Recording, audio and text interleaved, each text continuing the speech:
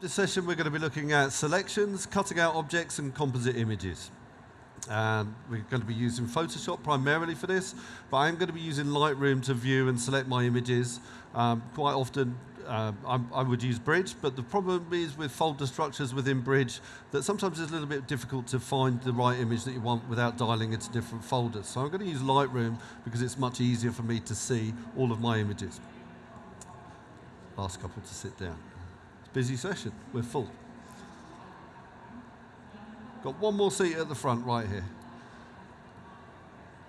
Last one in gets picked on all session. Perfect, right. So, as I say, this session is about selections, cutting out, objects, masking. We're going to look at the tools within Photoshop to do that. My name is Dave Mallows. I'm a photographer and a retoucher. So not only do I take my own pictures, I retouch for other photographers as well also. And let's go ahead and start having a look at some images and where we can go. So the basics of any composite image that you're going to do is that you need to make selections and make layer-based composite images. So we're going to look at a couple of scenarios where we may want to do that.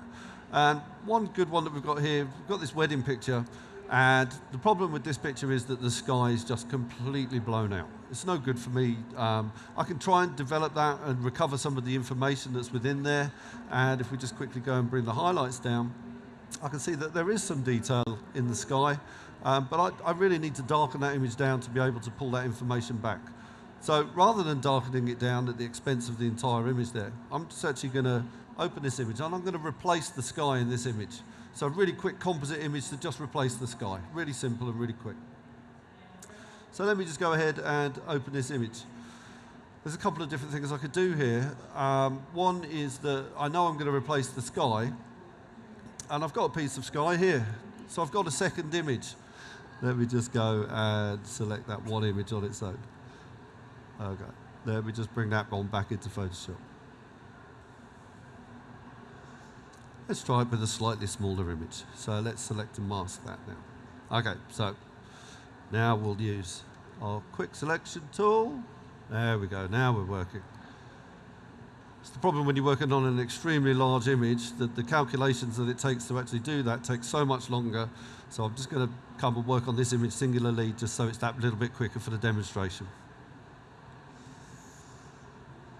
So I'm doing a really rough selection. This is the quick selection tool. I can see there's a bit of a tree in there that I need to just keep hold of, and let's just go and just take those branches up on the top right there. And you see that really I'm just painting with my Wacom tablet, so I'm using the Wacom, I'm just painting, I'm just selecting those areas that I want to work with. So what we need to do, I want to just change that, and I'm just going to say, first off, let's just put that on a white background, and so we can see what it looks like. Now, if I go black and white, I can see that I've got an issue just up at the top here. On the right, there's sky there, and I know there's sky there, so actually I need to just deselect that. So if I press the Alt key and just go in the sky, I can just remove that from that selection that I've got using the quick selection tool. Okay, so what we want to do, we want to really, at this point, just look at the transparency. It tells us what it looks like against the layer, and we can see there the grid, and we can see that we've got this coming through nicely. So I'm just going to use my Refine Edge tool now, and just very quickly go over these trees and around the edge of these trees with the brush. And this is just getting Photoshop to calculate the differences, and you can see that will bring in, just bring a really nice mask to those branches around there. Let's just go across that top. So, selection at the bottom, I want to open this as a new layer with a mask and just say OK. So there's my quick selection for this. I'm just going to select the layer below. Let me go back now and get my sky. Let's take that layer. I'm just going to use the Move tool, drag up to the next document, drop it in. Now, the sky comes in. I can still see that there's a couple of issues with my mask. So what I really want to do is refine that mask a little bit more. Now I've got the sky underneath it, so I select the mask. Just use any one of your selection tools will allow me to select and mask again. And now I can just zoom in on those areas where I know there's an issue, and I can use the refine edge brush and just tell it to recalculate those areas just by painting over it. So anywhere where there was a bit of an issue, just in this tree, let's just go down in this bit. Again, new layer with a mask just to make sure that we've got it right. The one underneath is turned off. I'm actually just going to go and get rid of that now. And now we have a much nicer, much better composite with the sky that's been replaced. So a really complex mask that's been built really quickly and easily, and just a really quick way of being able to change the sky within that image. So that's the kind of basic composite that I might use. Let's just have a look very quickly then at something else where I might use it. So I've got a couple of pictures of horses jumping here. Let me just zoom out. Now, the timing of these two horses is very slightly out. It would be really nice if both of them were jumping together. Well, I need the horse on the right with the horse on the left. How am I going to do that? I can't get them to ride round and do it again. It's a competition. They're coming together. But to get a nicer image, or to get a better image of this, I'm going to make a quick composite and just join the two together and do that really quickly and easily. So again, here, I'm just going to select both images from Lightroom, just do a control click there to edit as layers in Photoshop. This will then bring these into Photoshop as a dual layered document. Both images, one on top of the other. Now if I just turn off the top layer and the bottom, so you can see the difference between the top and the bottom, the problem I've got there is that they're not quite in alignment either. So I'm just going to tell Photoshop to align those images. And I select both layers, come to Edit and Auto Align Layers. It will then calculate and analyze the images, and it will line up. So now, the only difference between the two images is the horses, the positions of the horses. Okay, so we need that horse on the right with that horse on the left. So just using the top layer, what I'm going to do with the top layer is I'm going to create a mask, and I'm going to paint this area to allow the layer underneath to come through. So we're going to click on Mask. I'm going to use my brush tool. Now here, the golden rule here is it's black to reveal, white to conceal. So I set my brush to black. You need the default colors for your brush, black and white. To get black and white as your default colors, just hit D on your keyboard, default color. That will set to black and white. If you need to reverse them, you press X. X will reverse the order between the black and white default colors. So we want black.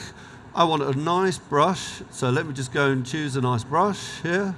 And I'll take a big, hard, round brush there. And all I'm going to do, hit return to close that dialog button. And let me zoom in on there. And literally, because they're aligned perfectly, we could just paint that one in. Great. Well, that was easy.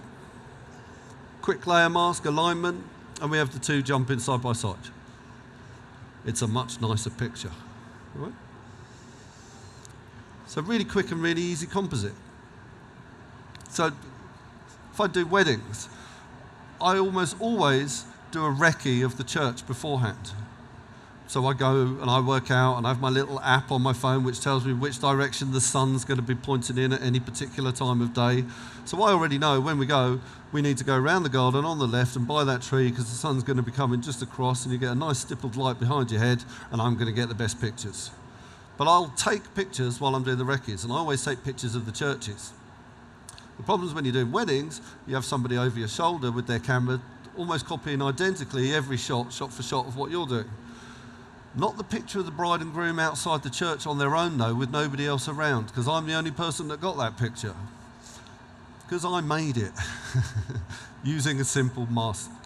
Cut the couple out, put them in front of the church. Who got that shot on that day? The guy you're paying the big money to, right? Okay, so where else may I use a composite? Here's a good one. So this was shot by a friend of mine in Africa. It's a fish eagle coming in to catch fish, which he does very successfully. I said to him, That's nice. We could make a really nice composite of that. What do you mean, he said. I said, I'll show you. I think we should do the whole thing, coming in, landing and taking off. How on earth do you go about starting to do something like that? Well, actually, it's not as difficult as you might think. With the tools that we've got, we can automate a really good chunk of this process. Okay? So, what I'm going to do, show you how to do that. I'm not going to use all 9 images because it will take a little bit longer than we have time for today. But we'll get the gist of it. In fact, let's use 5 of them. 5 images selected from Lightroom here. I'm going to right-click, edit, and I'm going to say this time, merge to panorama in Photoshop. Let's try that. Now, this is going to take those images into Photoshop and look to making a panorama of these images. Oh, no, oh. It's all going. There we go.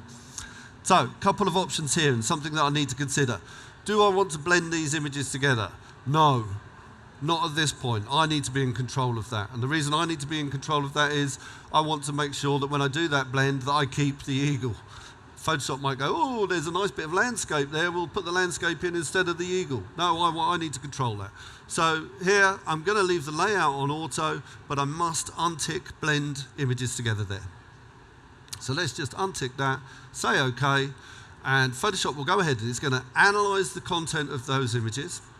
And now the background will remain consistent throughout. Obviously it moves, but there is going to be an overlap with those images. Hopefully, Photoshop will recognize that overlap and perfectly align them. So we'll just let that run through its little process there.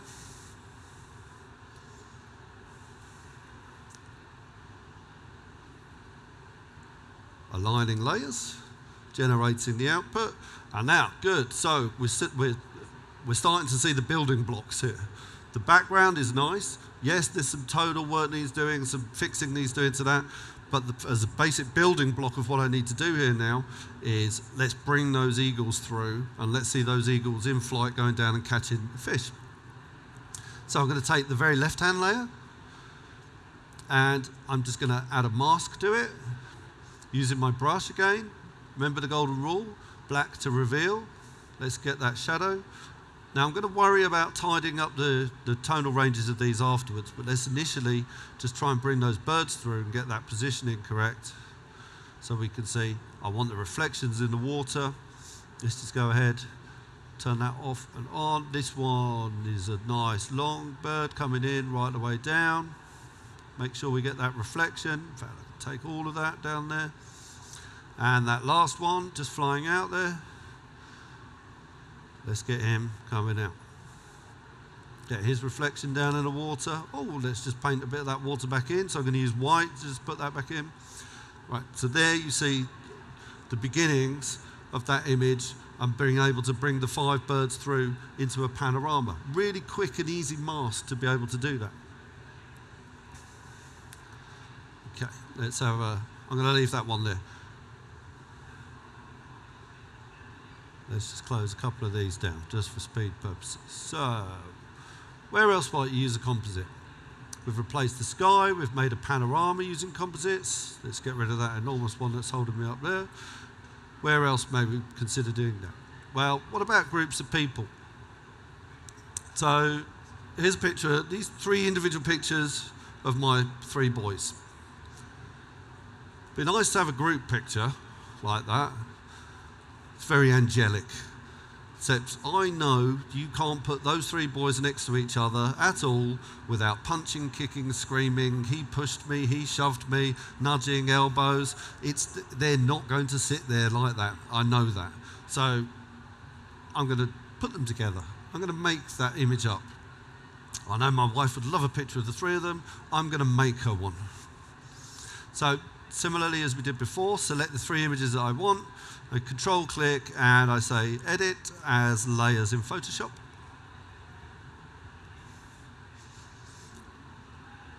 And that will bring the 3 boys in together, layer them one on top of the other.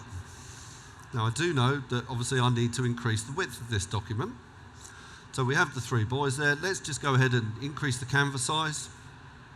And let's just make that relative on the width. How big are we now? 30 centimeters. Let's just make that 50. Let's go, let's add 10. A bit more. Let's go a bit more. Oh, not in size. Bond me. Let's just take that another, let's go 20, just to make it nice and big. Okay, so move tool, V on the keyboard, just going to go on the top layer. There's Oscar moving over. William, let's just bring Jasper over that way. Bit of a problem that I'm seeing is that the 7-year-old is considerably bigger than the rest of them. Now, my wife doesn't have an extraordinarily large head, but it's not that big. And so what we just need to do is transform. So I do a quick Control-T on the keyboard, and all I'm going to do is just scale Jasper down a bit. I'm looking at the rough line here of where their hands and their bottoms are, where they're sitting. So I'm just scaling Jasper down accordingly to kind of get him to be approximately the right size that we need to be. Maybe just a touch larger than he is there. And OK that on the keyboard. Let's just move William down a touch. And we've got a basic building block for this cutout. Now I could select and mask these and do a refine edge, but we can trick this, we can cheat this one a little bit, because they're shot up against a black background. What we can do is change the blending modes of the layers. So if I choose the top layer and I go into the layer blending mode, no, we don't want light darken, we want lighten. Oh, hang on, that was clever. And the same for the second layer with William, if we lighten that one too. Okay, let's just use the move tool and move Jasper in a bit. Suddenly, just by changing the blending modes, I've got a fairly nice, easy composite of the three boys. They need separating very slightly. Let's just pull Oscar out to the left. Put a bit more space between them.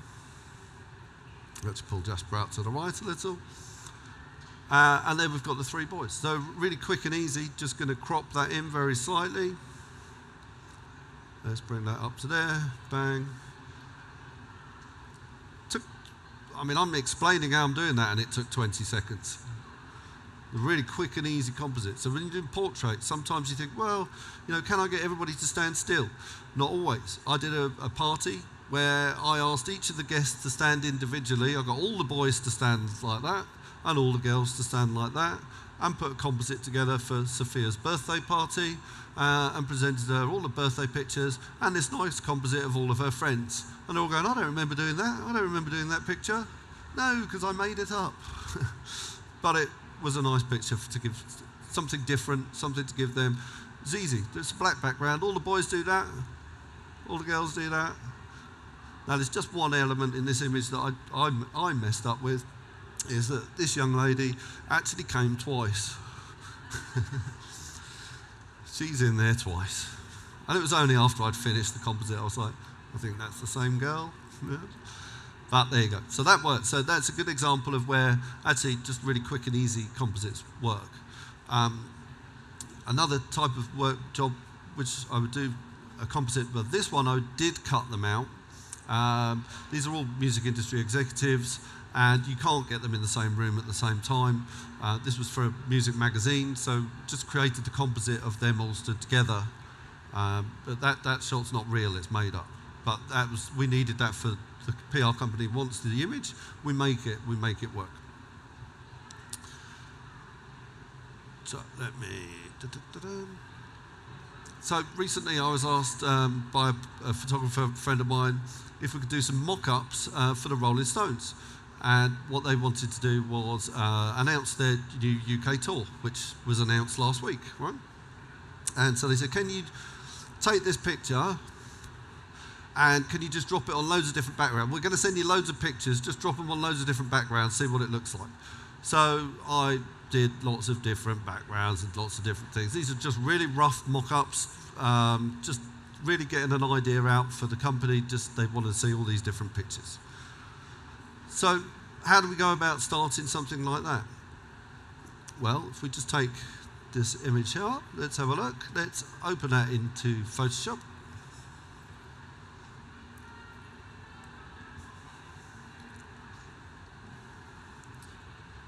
Yes? Did I open it?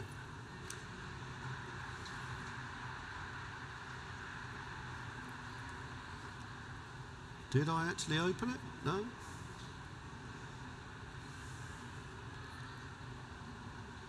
There we go. Okay, so let's just come out of our tool. So how do we go about cutting them out? Well, there's one issue with this that I know caused me all sorts of problems, is that very white hair against the white background. It's quite tricky to do that. But knowing that that's going to cause me a problem, I'm going to make some changes to this image first to make it more contrasty so that I can see that hair easier. So I'm just going to convert this to a smart object, and then I'm just going to go into the camera raw filter, and I'm just going to pull my highlights down. So this would just allow me to see a little bit more clearly. Let me increase the contrast. That light coloured hair. Now it does terrible things to their skin tone and everything else, but I'm not going to concern myself with that right now.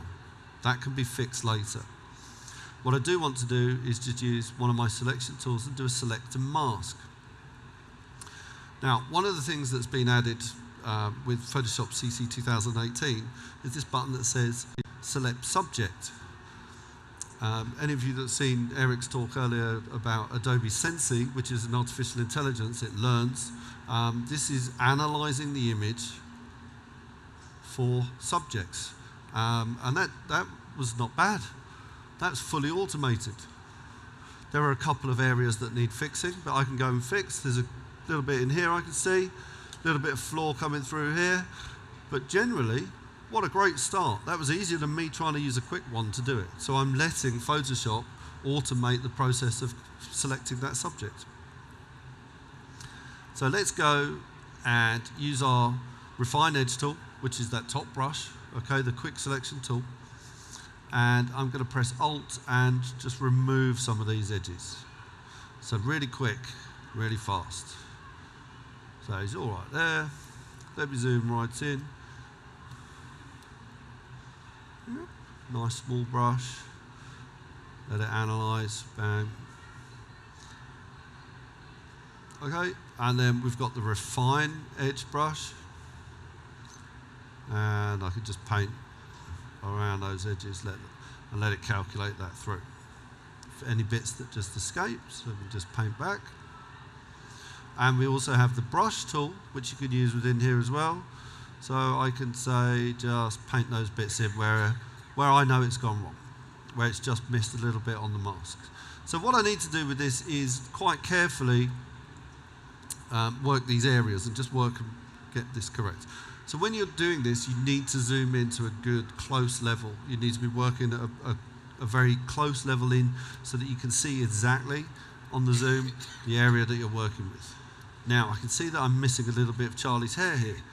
So if we just knock that out, what's happening? Well, if I come backwards and forwards, I can see we are missing quite a large chunk of Charlie's hair. So using the quick selection tool, I am actually just going to go and increase this area.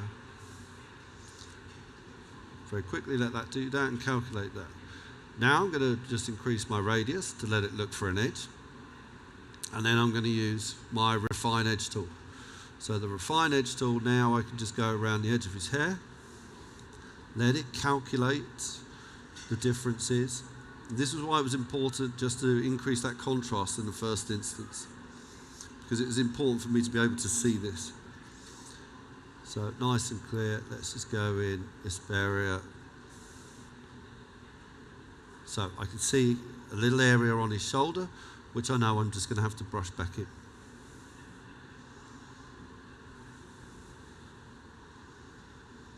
So it's quite meticulous work. If you want to do really good, high quality work, it's quite meticulous. You've got to go into that zoom level and you've got to work really, really closely in on there. So let's just concentrate on Charlie's hair there first. I'm just going to output this to a new layer with a mask. Now, there's my new layer. Forget the hair next to it. That obviously stage 2, I would look at that individually. So what I'm going to do though is take that mask that we just created. I'm going to do a select all and copy. and I'm going to come down to the original layer that I had underneath. Turn that on, and I'm going to create a layer mask on there, go into my channels, turn it on, and I'm going to paste that mask in. Now the reason I went back to my original smart object and copied that mask into that layer rather than the layer that we just created is because I made that a smart object. When I went into Camera Raw to make that high contrast so we could see his hair, I now have the ability to go in and undo that. So I really don't want to adjust the exposure or the contrast on this image yet. So I can update that and take it back to its original form. But I use that high contrast to create the mask, and then I've just undone that contrast setting so that I've actually got it back to its original form, but with that really high quality mask that I can then bring other elements into this image. So for cutting out people, it's really important, fine detail, refine edge. But you can do very good quality cutouts very accurately, very easily, using Lightroom and Photoshop there to do that. So that image ultimately ended up, I think it was this one. This was the mock-up that they went for in the end.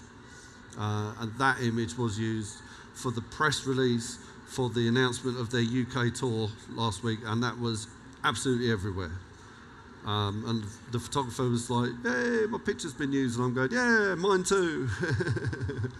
So that, if you look, Rolling Stones UK tour 2018, you'll see that image everywhere, and you'll know how it was made now. Okay, so where else may we use composites? What else might we do for a composite? Okay, so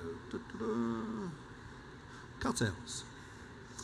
Cutting things out, cutting objects out to create composite images. I do quite a lot of photography for a lighting company who make these lovely lights. But we need to, what I will do is cut these lights out for them. Now, it's quite difficult to use a selector mask to do this, especially where you've got edges where it's bleeding off here, where the light's not very different to the background. It's going to struggle. I know that selector mask is going to really struggle, especially with this one's brass, but we have nickel, we have all sorts, and they can be quite problematic to both photograph and to cut out. So the easiest way for doing this, I find, is actually to use a path. So I'm just going to open this as a smart object into Photoshop.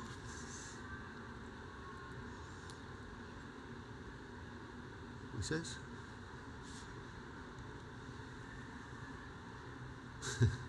He says it doesn't, not wanting to play. There we go. Oh, me again. Okay, so when we open this up, I look at my paths panel. There's no path there currently, but I want to generate a path for this image. So I go to my pen tool, and I'm going to zoom into a nice level. Now, if I'm doing a path, I will come in at 300, 400, 500%, really big, because I want this path to be really accurate. So I'll start in the corner, and we'll just move directly out to the next point. Now that draws a straight line between the two. All I need to do is then click in between, press Command, and I can pick that line up. So here where there's a slight bump, I can add a line in there, and it's all right along the top. So we now have this, which is following the contour perfectly of this image. I can pull this out, pop, little bump there, change the angle.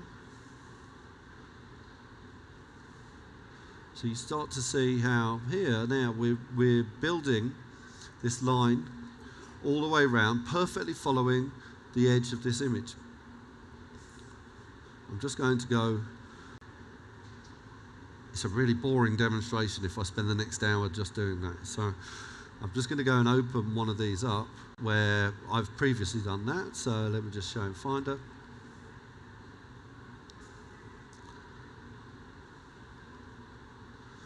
So, ta-da! He says it's not there.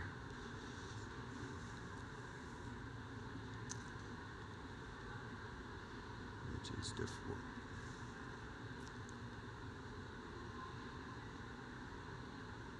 Aha, right, okay. So here, there's two of these joined together. Let me just go and turn one of the layers off underneath. And let's just look at the path very quickly. So there's my path. Doesn't currently line up with the layer because I've moved the layer. That's my fault. There we go. There's my original. So remember how with the stones I brightened it up to create the mask? I've done the same thing with this. I've brightened this image right up. And I've drawn this path round and got in every chain link at the top. And really very accurately cut that perfect shape right the way round, in, out, round, everywhere, all up through. Every single bit of that's been perfectly drawn out with that pen tool. What that enables me to do is, let me turn the bottom one off, select that layer which has that image, go into paths, there's my path, I can make that a selection. Once I've got that as a selection, Command J on my keyboard will make a copy from the layer that you're currently selected on. So now if I turn that off, let me just go and turn those others off. There's what I just copied using that path. I was able to extract that light from the background. Okay? Obviously, this ultimately is going to be on black. So let's just put black behind it. And there we've got this beautiful cutout light, which I can move around. So if I go my move tool, I can now move this and put this wherever I want it. It's perfectly cut out. So you would use a pen tool for really fine, intricate things like shapes, product photography, as opposed to a select and mask to create composites. So this image, if I turn off the originals and turn back on, so here we have two images that have been cut out and one put over the other one. Remember we looked at blending modes earlier for the composite with the boys, how we were allowing light to come through. I've got glass in this image. Now this image was shot against a black background. You saw that, right? How am I able to see the light that's behind here? Well, where the glass is, and I've selected to cut the glass out separately, the blended mode is set to lighten. So anything that's lighter than that black background behind it, it allows it to come through. So now if I put that glass on top, you can see the light behind it here in the middle, because I'm allowing that to come through the glass. So just being clever with the composite there. So that was used as a magazine advert of this fantastic lantern. It's a very big lantern. When you see, that's the owner of the shop with his lantern. You see how big that light is, it's huge. So top end lighting, very expensive lighting, requires very nice cutouts and very nice adverts. So that's how we would go about making a composite image like that. We would use paths to cut that image out to create the composite as opposed to a selected mask.